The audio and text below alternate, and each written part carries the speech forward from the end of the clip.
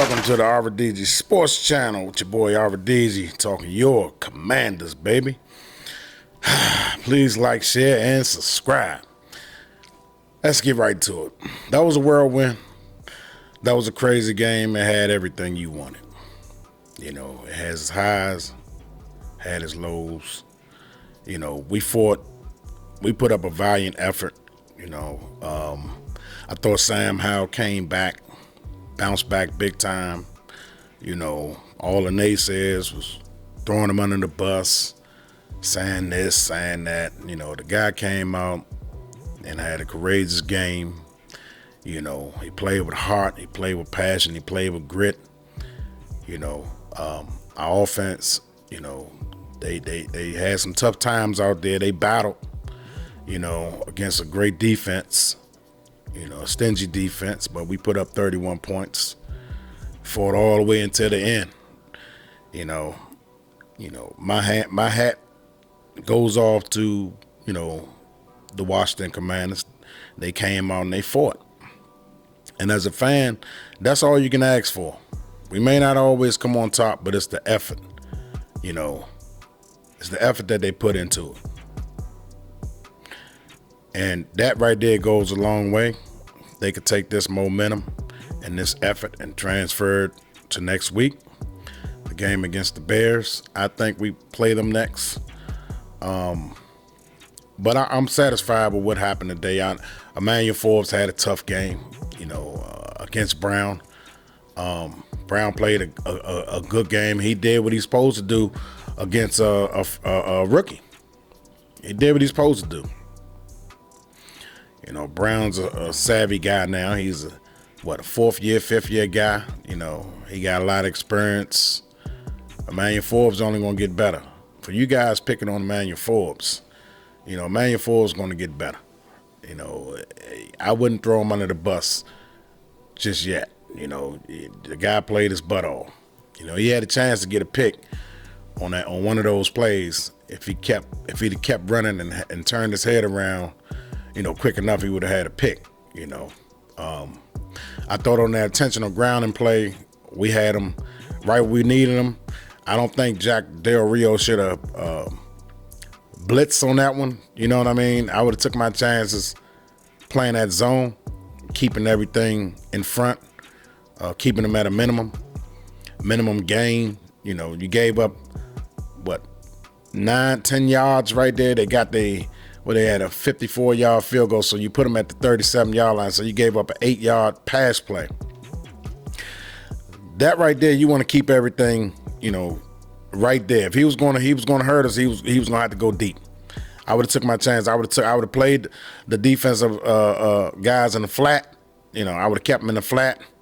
I would have played one safety high. You know, and I went man on all the receivers. I had my two linebackers, and I'd have had my one of my safeties in the flat. I'd have had my middle linebackers in the middle of the zone, you know, and everybody else playing man. And one safety high.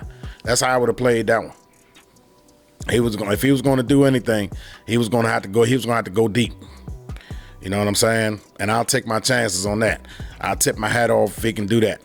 In a time like that, I would not blitz, because if you don't get home, that right there just happened at the end of the game.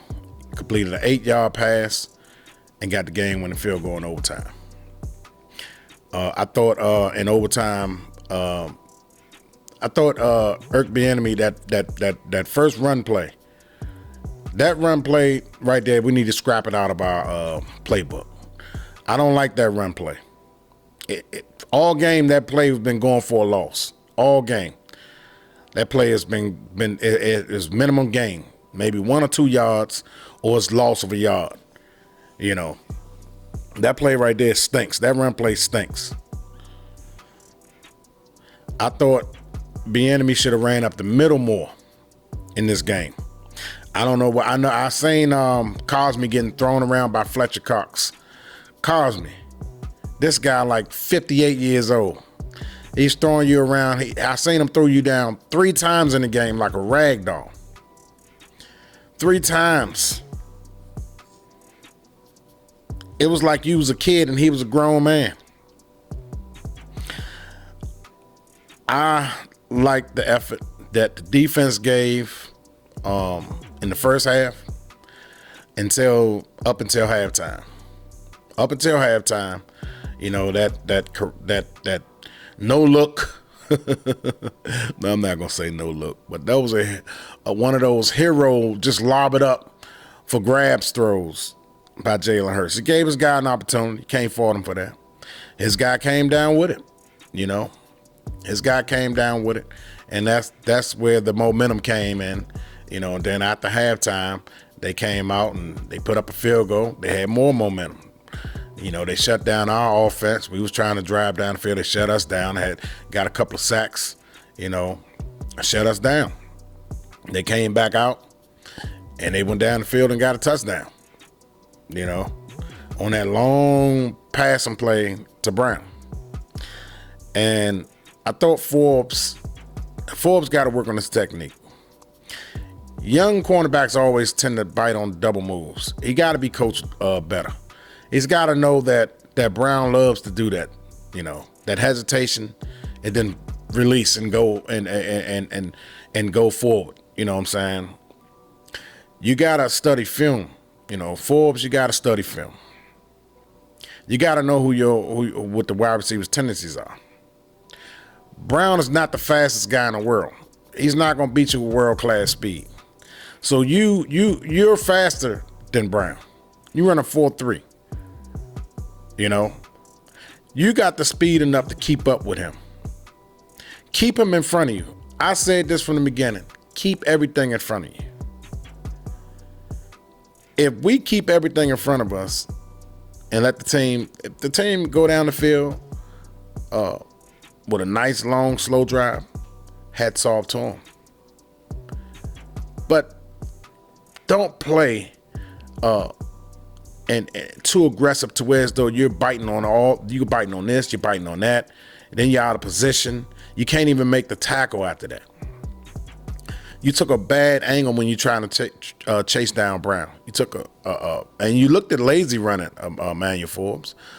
I'm a fan of yours. I like you, Emmanuel Forbes, but you got to play with a little bit more grit and a little bit more passion, and you got to be patient, and you got to be smart out there.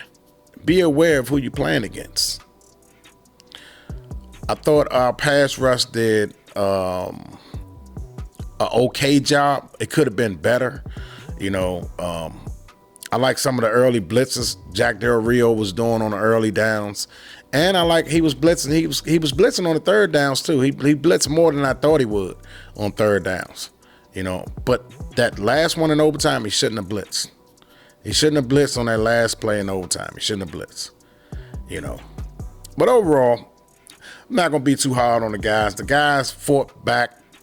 They put up a valiant effort, and I respect that, and I appreciate that, because they could have just laid out there and quit. When they showed they showed Deron Payne and Jonathan Allen on the sideline when we was driving down to tie the game up at the end of the game in the fourth quarter with a minute and something left, they just had that doom and gloom look on their face like, man, I know we ain't gonna tie it up. And to be honest, I didn't even think we was gonna tie the ball game up. I really didn't. I didn't have confidence, But they surprised me. They put up a fight. Everyone thought we was going to get blown out. Every one of them up thought we was going to get blown out. But we showed that, if we come to play and we lock in and we focus, we can play with anybody. Philadelphia is the best, the NFC has to offer to me. Everybody picked the 49ers. Everybody's saying 49ers. The 49ers is a great team also.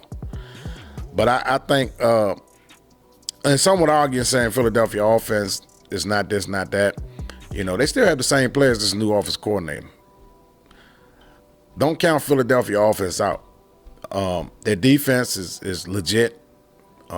We still was able to put up points against them, but their defense still legit. I knew it was going to be a tough game. I knew we weren't going to get blown out because it's an NFC East foe. But we can learn from a game like this, and we can capitalize on it, and we can build on it. So I'm happy with where we at. Although I wanted to win, but we're 2-2, still early in the season. You know, we can try to put together a winning streak. This type of game that I think that can propel us to doing some big things the rest of the season. You know, the next time we have Philly, it'll be at home.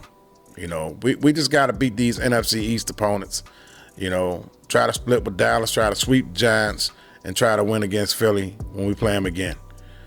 And I think we'll be fine. You know, we got some other games coming up against the Dolphins, the Patriots. Patriots not an easy out. Of course, the Dolphins, although they got blown out by the Buffalo Bills today, you know, Atlanta is no cakewalk, but they got a quarterback who I don't believe in Riddick. You know what I'm saying? So I like our chances the rest of the way. You know, I like our chances. I predicted us to go 11-6, and I'm standing on that. I'm standing on that. I could see us losing about 4 more games. We're right where I picked us to be. Although I picked us to beat Buffalo, I picked us to be 3-1. I'm 1 off so far. You know, but the rest of these games, you know, we play the 49ers. I know that's going to be a tough game. We played them tough last year, but we just let it get out of hand. You know, so I like the games coming up. You know, I think we could do something. I think we can still make I like what I saw this game right here. That's the reason why I'm talking about the schedule, because I like what I seen this game. And I don't want no one to get discouraged and be like, oh, man, it's doom and gloom. No, this is the type of game you build on. If we could take these guys toe-to-toe and put them and go to overtime with these guys, man, we could play against anybody, man. You just got to believe. Come with that same passion, that same focus the rest of the season, and we'll be fine. We'll be fine. Anyway, I appreciate the effort today. My team laid it all on the line. You know, Philadelphia is a great team. You know, they gave it all they had. You know, they probably was a little stunned that we stayed close with them like that. You know, we had its opportunity to take control of the game when we had them 17-7. You know, see, that's the difference between being just a good team and a great team. Great teams know how to finish in games. You know, they know how to build on their leads. We had a chance to go up at least 21-7 and kind of deflate the Eagles a little bit. You know, we would have made them one-dimensional. And I like our chances. Jalen Hurts trying to drop back 40-something times to try to throw against our defense. I like our chances with that. But as long as they kept it close, they was able to utilize the play action, you know, the read option, you know, the deep ball from the play action. You know what I'm saying? As long as they was able to run it, we had to respect it. We had to respect Swift. Swift is a good running back. You know, so as long as they was keep it close, they was able to still do the things that they wanted to do. But against a team like that, when you got them, man, you gotta put them away, man. You gotta make them one-dimensional. And how you make Philadelphia Eagles one-dimensional? You get a double-digit score on them. That's how you make those guys one-dimensional. And we had a double-digit score on them. We had a 10-point lead, but it was early on. I think that halftime, right before halftime, I think that kind of killed us a little bit. We gave them life. And once we were able to give them life, you know, they just kept on rolling after that. You know, we made them punt, I think, a couple of times in the second half, but it just, you know, I thought we could have did better, you know, but we put up a valiant effort, like I said, you know what I'm saying? So I'm not going to really come down too hard on those guys. Those guys did the best they could, you know what I'm saying? It was a hard-fought game by both teams. Somebody had to win, you know, and Philadelphia made enough plays, you know, to come on top, and we didn't. That's just the bottom line. Terry McLaurin made the catch, but the defender's arm, which prevented him from stepping inbounds. I think if that play would have sustained, I think we would have went down there and we would have won the game because we had all the momentum, you know. And Sam Howell, he was hot. He was sizzling out there. You know, he was starting to figure things out. You could see him growing in that game, you know, beyond our eyes. You know what I'm saying? He was growing. And I think if that drive would have been sustained, we'd have been over here celebrating, you know. So Sam Howell played big time, you know, no picks, 1 touchdown. You know, he had probably around 4 or 5 carries for around 30 or 40 yards. You know, he did his thing out there, man. You got to give him credit, you know. that's our quarterback of the future. That's our franchise quarterback, you know. And based on this game right here, in the first 2 games, you know, he had that awful game against Buffalo, but that he needed that game to make him grow. And he's grown. We need the offensive line too, man. Our offensive line, you know, Cosme. I'm still a Cosme fan because Cosme was playing against Fletcher Cox. Although Fletcher threw him down 3 times, Cosme still had a pretty decent game. You know, I thought Wiley got beat on a couple of plays, gave up a sack. Leno gave up a sack, you know, but it really wasn't as bad as the Buffalo game. I think we gave up probably around 4 or 5 sacks this game. Maybe one was on Sam Howell this game. Sam Howell did a really good job of getting the ball out of his hands quickly. I thought ericbieniemy called a good game, not a great game, but a good game, you know, and getting the ball out of Sam's hands quickly, you know. We can't take a 7-step drop, and I think ericbieniemy figured that out. Every time when we took a 7-step drop in this game, we got sacked. You know, so we're starting to understand our offensive line. Okay, we're not good at 7-step drops, so that's going to kind of hurt us from going deep. If they want to go deep, they're going to have to move the pocket. They're going to have to move Sam Howell out the pocket and go from there, because they got to move him out of spot because it can't stay right there. You know, our offensive line just can't hold up 7-step drops. Our tackles just can't. They can't. Our guard, center, and guard, you know, left guard, right guard, center, I think they can hold up, but it's those tackles that collapse the pocket every time and causes Sam to step up. And when he does step up, you know, it's crowded right there, you know, and he wind up getting sacked right there. Every time he gets sacked, most of the time, is either his blind side or when he's trying to step up from the outside pressure. And that's when he normally get a sack. He's trying to survey the field, you know, for one. He do need to do a better job of getting the ball out, which I think he did an excellent job this game. One time he took a sack because he held on to the ball too long, but the rest of the times he got it out.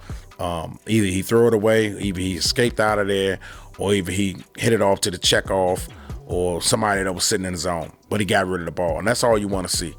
You know, you don't want to keep taking negative yards. You want to play ahead of the chains, you know.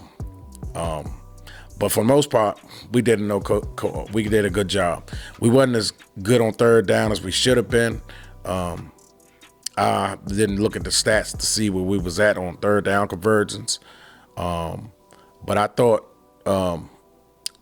we could have done better on 3rd downs. I do know that much. We could have done. I know in the first half we was pretty decent on 3rd downs, but in the second half, that's what killed us, and that's when Philadelphia was able to come back and chip away at it and take the lead, and never look back after that until we tied it up, of course, 2 times. But we got to do a better job on 3rd downs. We got to do a better job by tackles protecting Sam Howell's blind side. I think the running back should go out there and chip on those defensive linemen before they go out into the flats. I think they should chip the defensive lineman to give Sam Howell that extra second, because it seemed like he just need an extra second, you know, or 2. You know what I'm saying? And that's what's really killing him and killing those long developing plays down the field, because they can't sustain. You know, you at least need 5 seconds for the wide receiver to at least get a, you know what I'm saying, 20 yards down the field, 20 to 25 yards down the field. You at least leave 5 seconds. And they're not giving him that to even attempt to throw the long ball. You know, I think a couple of times he threw the long ball, he was inaccurate. One of those balls that he threw down there to Dyami Brown, it should have been pass interference. Another call, because the guy clearly held Dyami Brown's arm, they didn't call that. Another one, Dotson, the guy held his arm, the referee didn't call that. They called a few other ones, but that was one of the ones when we needed it the most, you know, they didn't call it. And Jahan Dotson also, when you're coming across that middle, man, and you got a chance to keep the offense on the field, you gotta make that clutch catch, man. You know, Logan Thomas did it in the Buffalo game, and that's what kind of killed us. No, didn't know. Did he do it in the Buffalo game? Can't remember. It was one of them games. Logan Thomas. Yeah, it was the did he play the Buffalo game? I can't remember right off break. One of them games, I know Logan Thomas, the ball went right through his hands. And those are drive killers. Those are drive killers. We can't have that. We gotta make, these catches. All these games is going to be, what I'm saying, kind of close, so you gotta make, when you got these possessions, you gotta take advantage of it. You gotta move these sticks. You just can't. Your concentration level gotta be high. You just can't drop these balls like that, man. You gotta make these catches. Those are called clutch catches, man. And you gotta come down with it. It's no ifs, ands, buts about it. No excuses. You said you want to have a big year. You gotta make those catches. You look back and you're gonna look at the tape and you're gonna say to yourself, you know what? What if I'd have made that catch? What would have happened? You never know. It's the what if that's gonna always kill you when you don't make these catches. That's why you gotta make the catches. You don't want that just eating up at you. You want to make sure you put everything out there 100%. You know what I'm saying? You don't want to leave no stone unturned. You got to come down and make these catches. But anyway, we lost the game 34-31 in overtime. We played a great game. I'm not mad. Looking forward to next week's game against the Bears, and I think we're going to get a W. That's just my opinion. That's my take based on what I say in this game. If they come with the same effort that they gave today, next week will be a W. With that being said, I thank you guys for tuning in to today's show. It's the RVD Sports Channel. I appreciate you guys. Please like, share, and subscribe.